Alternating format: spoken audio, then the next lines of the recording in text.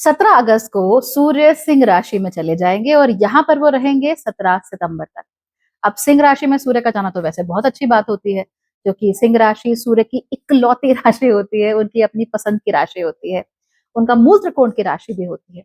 तो सूर्य के बच्चे चाहे बहुत सारे हों, लेकिन राशि एक ही होगी और इस एक राशि में आके उन्हें बड़ा मजा आता है। He is very very happy. The only problem is कि यहाँ पर बैठे हुए हैं केतु और केतु और सूर्य जब एक दूसरे से मिलेंगे तो वहां पर आपको कुछ खास चीजें देखने को मिलेगी, जिसके बारे में हम आज डिस्कस करने वाले हैं। So let's get started. नमस्ते, भाग्यश्री होलिस्टिक एस्ट्रोलॉजी में आप लोगों का एक बार फिर से स्वागत है। यहाँ पर हम बात करते हैं पॉजिटिव, इंस्पायरिंग और होलिस्टिक एस्ट्रोलॉजी की, यानी कि एक ऐसा ज्योतिष जो कि आपके पॉजिटिव पॉइंट्स को मैक्सिमाइज कर सकता है और आपके नेगेटिव पॉइंट्स को मिनिमाइज करने में आप लोगों की मदद भी कर सकता है। आज हम सूर्य के सिंह राशि में गोचर की बात कर रहे हैं और ये गोचर definitely is going to be an interesting one. वजह यह है कि वैसे तो भाई सूर्य हर साल सिंह राशि में आते ही हैं एक महीने के लिए, सो नो बिग डील। पर इस बार वहां पर केतु बैठे हुए हैं और केतु भी भाई इधर उधर कहीं नहीं है, सीधे मघा नक्षत्र में जाके बैठे हुए हैं। और आपको पता ही है कि केतु हमेशा उल्टी चाल चलते हैं। इसका मतलब क्या है कि केतु सिंह राशि से जाने वाले हैं और सूर्य सिंह राशि में आने वाले हैं, तो दोनों इस तरीके से एक दूसरे का पाथ जो है वो क्रॉस करेंगे। इसकी वजह से हमारे जीवन में कुछ खास चीजें, कुछ खास घटनाएं होंगी। सबसे पहले शरीर में गर्मी बढ़ेगी। आप लोगों को महसूस भी हो रहा होगा, आज तक जिसको हॉट फ्लैशेस नहीं पड़े ना, उसको हॉट फ्लैशेस पड़ने शुरू हो गए होंगे। I am pretty sure you must be feeling very hot in your body. ऐसा लगेगा कि जैसे हाथ पैर जल रहे हैं, पेट में जलन, कुछ लोगों को डायरिया भी हो सकता है। इनफैक्ट ऐसा लगेगा पेट बिल्कुल चल निकला है ना, गर्मी बहुत हो गई है पेट में। ठंडी चीजें पीने का ज्यादा मन करेगा। इवन तो सावन भादो में हम लोग अवॉइड करते हैं कि ज्यादा ठंडा नहीं पियो, क्योंकि उससे गला खराब होता है, लेकिन उसके बाद भी ध्यान जरा ठंडी चीजों पर रहेगा। अदरक, लहसन वाली चीजें आपको ऐसा लगेगा कि अरे गर्मी हो गई, गर्मी हो गई, ऐसा आप लोगों को लगेगा। अंडे खाओगे, हे भगवान गर्मी हो गई, ऐसा हो जाएगा। जैसे टिपिकल इंडियन मॉम्स करती हैं, राइट, कि नहीं ये नहीं खाना मुझे गर्मी हो जाएगी, दवाई नहीं खानी मुझे गर्मी हो जाएगी। In fact one of the number one things that people ask doctors दवाई लेने से पहले, डॉक्टर साहब ये दवाई गर्म तो नहीं है ना, ये दवाई गर्मी तो नहीं करेगी ना? तो बस वो वाली जो गर्मी है ना, वो गर्मी अब आप महसूस करने वाले हैं असल में। आज तक जिसको मांगते आए, आज तक जिसको कहा कि अवॉइड कर देते हैं, वही वाली गर्मी you are going to feel. And because of that गर्मी, yes, life is going to be very very uncomfortable. आप लोगों को पानी पीते रहने की जरूरत है और साथ साथ स्वेट करने की जरूरत है। The more you sweat the better for you.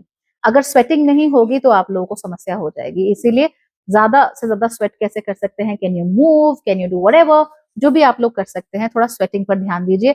सोना इस समय पर लेना एक्चुअली बहुत अच्छा रहेगा। शरीर के जो रोम छिद्र हैं वो खुल जाए तो बेहतर है। Otherwise it's going to be problematic और आप लोगों को समस्या हो सकती है। सेकेंड थिंग ये ज्यादा सीरियस है, इसको थोड़ा डिस्कस कर लेते हैं। अगर आप लोग ऑलरेडी हार्ट पेशेंट्स हैं, प्लीज बहुत ज्यादा सावधान रहिए इस समय पे। बी वेरी वेरी केयरफुल, अपना बहुत ख्याल रखिए। एंड बिल्कुल ना लाइटली मत लो अपनी प्रॉब्लम को। इवन दो आपको लगता है कि चलो एक बार कुछ हुआ, अभी ध्यान देने की जरूरत नहीं है, उसके बाद भी please be very careful, please be very vigilant. हल्के में मत लो इस समय को। अपना खूब ख्याल रखो, छाती को हमेशा ढक के रखो, थोड़ी गर्माहट यहाँ पर होनी चाहिए, तो तब ताकि आपको अच्छा लगता रहे। और बॉडी को स्वेट करने का मौका दो, allow your body to sweat. अति मत करना कि पूरा दिन सोना में पड़े हुए हैं, but allow your body to sweat a bit. उससे आपको थोड़ा अच्छा महसूस होता रहेगा। अगर आप लोगों को एसिडिटी हो रही है, बहुत ज्यादा हार्ट बर्न हो रहा है, सीने में जलन महसूस हो रही है, that's not a good thing. Eat well और एसिडिटी को अपनी कंट्रोल करके रखिए, ये आप लोगों के लिए बहुत अच्छा है। वैसे तो जो लोग हार्ट पेशेंट है उनके लिए तो अच्छा है ही, लेकिन सामान्य रूप से भी जो लोग हैं, control the acidity in your body, that will help out a lot. डरना मत, ऐसा कुछ नहीं है। It's just that you just have to be little more सावधान at this time, that's it. आपके पहचान में, नोन में कोई है तो उनको डराना मत, उनको मत कहना कि अरे तुमको कुछ हो जाएगा, ऐसे बहुत बोलना। उनको बस इतना बोलना कि भाई अपना ख्याल रखो। तो जो ख्याल रख लेंगे तो उनको कोई समस्या नहीं होगी, आगे जाके सब ठीक रहेगा हम लोगों के लिए, ठीक है। तीसरी चीज जो यहाँ पर होगी, जैसा कि मैं आपको कुछ समय से बताती आ रही हूँ कि पूरे दुनिया में जो राष्ट्राध्यक्ष हैं उनके ऊपर सवाल बहुत ज्यादा उठ रहे हैं। लोगों का भरोसा कहीं ना कहीं उठ रहा है और उसका एक बहुत स्ट्रॉन्ग आइडिया आपको अभी नजर आना शुरू हो जाएगा। ये आपको पूरी दुनिया में नजर आना शुरू होगा, खासतौर पे उन जगहों पे जहां पर हमें अभी अभी सूर्य ग्रहण देखने को मिला था, which is Europe and some parts of Canada and the US alongside some parts of the Middle East and northern Africa. तो वहां पर हमको इसका देखने को मिलेगा। हर people are very concern about their राष्ट्राध्यक्ष, कौन है, क्यों है, इस मेयर को हटाओ, उसको ऐसा करो, उसको वैसा करो, तो पीपल विल बी लाइक नहीं हमको नहीं चाहिए, ये ज्यादा हो रहा है, वी डोंट वांट दैट।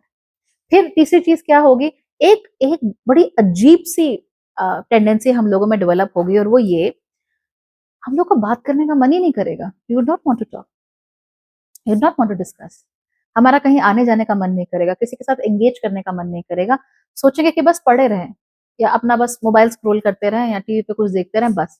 तो एक तरह का यू नो जड़ता हमारे अंदर आ जाएगी, और इस जड़ता की वजह से हम लोग को बहुत बुरा फील होगा, बहुत खराब होगा।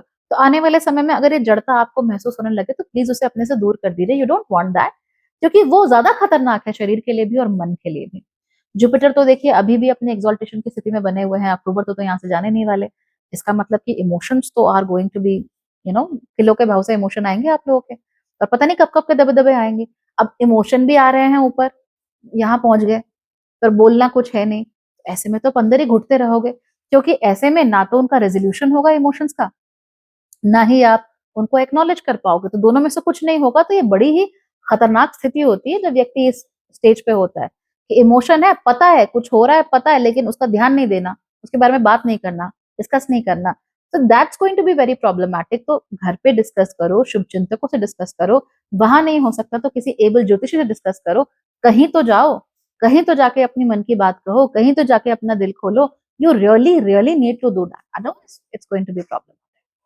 अगर आप लोगों की कुंडली में ऑलरेडी ये जो सिंह राशि है वो प्रोमिनेंट है, यानी आपका चंद्रमा सिंह राशि में है, आपका लग्न सिंह राशि में है, आपका सूर्य ही सिंह राशि में है, या फिर सिंह राशि में बहुत सारे प्लैनेट्स आकर बैठे हुए हैं, या मान लीजिए केतु सिंह राशि में है नेचुरली, इन दैट केस आप लोगों को मुसीबत ज्यादा हो सकती है, तो इस बात का खास ख्याल रखिए।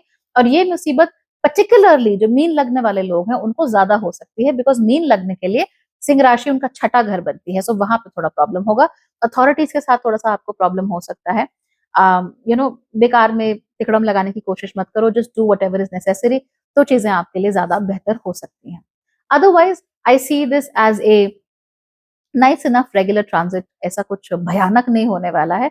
लेकिन हाँ, अगर हमने ध्यान नहीं रखा छोटी छोटी बातों का, तो आने वाले समय के लिए फिर वो हमें परेशान करे, और आने वाले 6 महीनों तक आप ये बोलते रहे कि यार मैंने तो कुछ किया ही नहीं, ये क्यों हो रहा है मेरे साथ, मैंने तो किसी का बुरा नहीं चाहा, तो मेरे साथ बुरा क्यों हो रहा है, मैंने तो कभी किसी का गलत नहीं किया, तो मेरे साथ गलत क्यों हो रहा है। वेल, इसीलिए हो रहा है बिकॉज 17 अगस्त से लेकर 17 सितंबर के बीच में आप मेरी बात नहीं मान रहे हो।